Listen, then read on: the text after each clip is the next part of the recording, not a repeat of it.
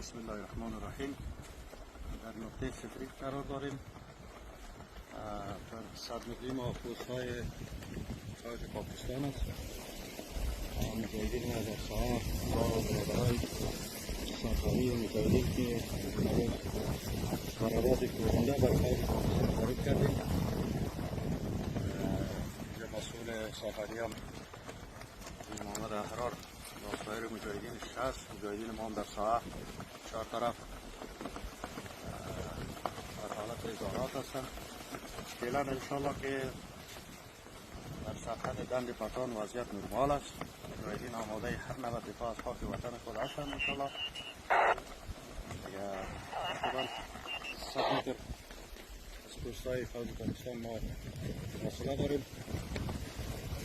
این روز فوج پاکستان آنهای مردم ملکی را عدد قرار داده. تعداد مردم ملکی اطفال زنان مرد سفید شهید شده.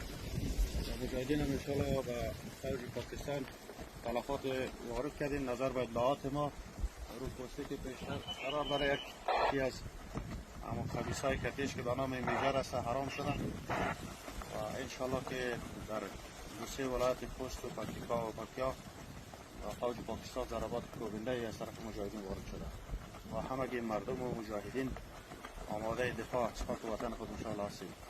السلام علیکم و رحمت الله.